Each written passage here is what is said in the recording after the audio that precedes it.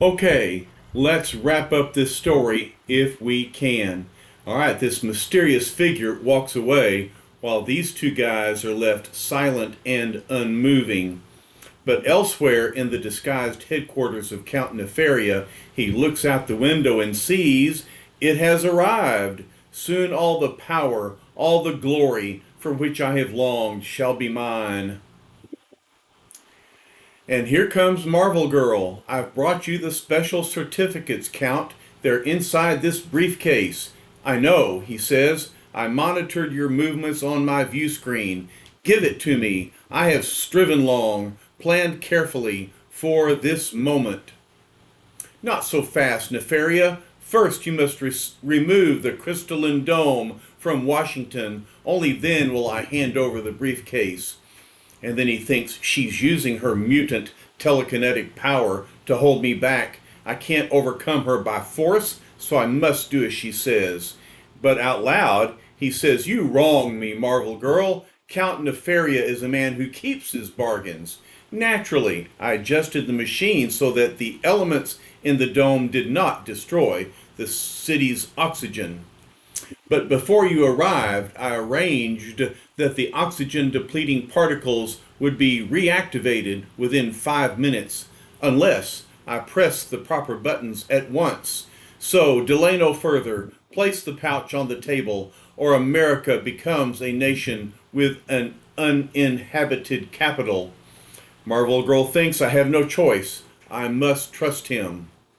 At last, I have it. Enough money to finance my wildest dreams. Soon my small European nation will become the center of the new Magia, a world's capital of crime. But look, the mysterious stranger. And Marvel Girl sees him, that stranger entering silently, almost like a ghost. Who is he? Who do you think he is? Without a word, the ominous, commanding figure strides across the room, and Nefaria sees him. Who? That man. He's controlling the controls of my dome projector, as if he had designed them. Click, click. But no human being could do such a thing. They're too intricate, too delicate. Then, as the surprised Marvel Girl's mental prowess holds the enraged kingpin of crime at bay, the newcomer continues to pull switch after switch on the fantastic apparatus. "Stop," says Nefaria. "You can't. You are ruining the ultra-sensitive printed circuits of the machine, destroying the crowning achievement of a lifetime." But the stranger says this invention is a monument to evil. It shall not and must not endure. Marvel Girl thinks, that voice, the proud bearing, could it possibly be? She's beginning to recognize the identity of this mysterious stranger. I'm sure you've already figured it out. But before Jean Grey can give utterance to her thoughts, here come the rest of the X-Men. Angel asks Marvel Girl, "Are you all right?" And Iceman says, "We got here as fast as we could." "Yes, I'm fine. How did you locate Nefaria's headquarters?" "Elementary, my dear lady. Angel followed the truck here, then clued us in." And thank the stars she's unharmed, thinks Cyclops, if anything had happened to her. But where is Nefaria? He says out loud, and the pouch with the certificates. "Right here. Why, they're gone. Both of them." The Count must have grabbed the money and fled, just as we entered the window. All our work for nothing. "No, Angel, not for nothing," says the mysterious stranger. "Count Nefaria just boarded his ship down below and is starting to pull away from the dock. But there is no need for you to concern yourselves with him for now." "Mister," says Angel, "I don't mean to be rude, but who in blazes are you?" "No, wait, Warren," says Marvel Girl. "Don't you recognize him?" "Look," says the stranger, "in the harbor, the one known as the Unicorn, the most dangerous of Nefaria's cronies. Let us see." And gazing across the ever-widening distance between themselves and the Count's vessel, the astonished mutants see. Do you see who it is? It's the unicorn, all right, and he's using his rocket boots to fly. It's unicorn, all right. Quickly, we must overtake the ship before it reaches the 3 mile limit. Have no fear, X-Men, says the stranger. The ship will not reach international waters, I promise you that. And so, removing his glasses and his hat, the masked figure. Did you figure it out? I know you did. It's Professor X. The hood muffled his voice. But, sir, you're walking. How? How indeed? For months, I have been secretly working on lightweight, flexible metal braces for my legs, and at last I have nearly perfected them. This transistorized power source hooked onto my belt is all that I need to operate them for several hours at a time. And so Professor X, who long has wanted to be able to walk, now thanks to this invention and the electronic transistors and the braces, he can walk again. That's wonderful news, Professor. But what about Nefaria and the unicorn? Shouldn't we catch up with them and recover the $100 million? That would be a most laudable suggestion, Bobby, if they had the money. What? You mean they don't?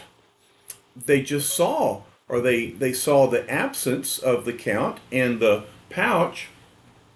No, if you'll merely glance under the table, you'll see there it is, the briefcase. Then Nefaria got away empty-handed. Not exactly, Scott. Not exactly. And now, to learn the meaning of Xavier's cryptic statement, we join an exultant Count Nefaria aboard his fleeing vessel. And he holds the pouch. He says $100 million, wealth beyond the imaginings of most mortals. Certainly beyond mine. But soon there will be more ingenious crimes, more riches than anyone has ever possessed. This is only the beginning. You are mistaken, Count, says the unicorn. This is the end of your career. For though my power horn is exhausted, I still possess the strength to wrest the pouch from you. Unicorn, don't! Wait! Don't wait! We have no need for strife before us. Before us is treasure enough for 1,000 men. Poof, it disappears. What witchcraft is this? And, of course, Count Nefaria has been using his images all through the story. Looks like someone else can create images. The briefcase is fading from sight, realizes Unicorn, and with it our dreams of wealth and power. Somehow, in some way, the X-Men tricked us. As back in the Magia's abandoned headquarters, Professor X explains, at about this time, Nefaria and the unicorn should be discovering that I used the Count's own machine against them, creating a mental image of the coveted briefcase. In addition, I alerted the Coast Guard, which should have them safely in tow within 5 minutes.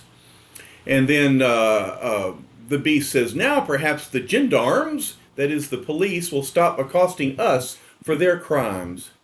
Meanwhile, Jean, continues the professor, this letter arrived for you this morning. For me? Then, as the feminine member of the unique team opens the envelope and begins to read, a strange hush falls over the mutant superheroes. Jean, asks the angel, is something wrong? Is there anything that we can do? No, Warren, nothing. If it's trouble, let us share it. No, Scott, it's Jean who must decide if we can help her, not we ourselves. It's all right, Professor. It isn't something I can hide for long, much as I might wish to. Tomorrow, I must leave the X-Men forever. Oh dear, that will break some hearts. Next issue, more startlingly different, amazingly imaginative developments as the most unusual fighting team of all battles, the Locust. And if that isn't enough said, we don't know what is. All right, so we've seen the defeat of Nefaria and his 5 supervillains. We see that Marvel Girl has a secret that is going to mean that she has to leave the X-Men. But never fear, this is not a soap opera. This is an adventure comic. And so we'll be back with a new enemy next week. All right, well, it took us quite a while, but we did finish the saga of the X-Men versus Count Nefaria and his minions. I hope you enjoyed it, and I'll be back with more stories from the X-Men later on. Bye bye for now. Love y'all.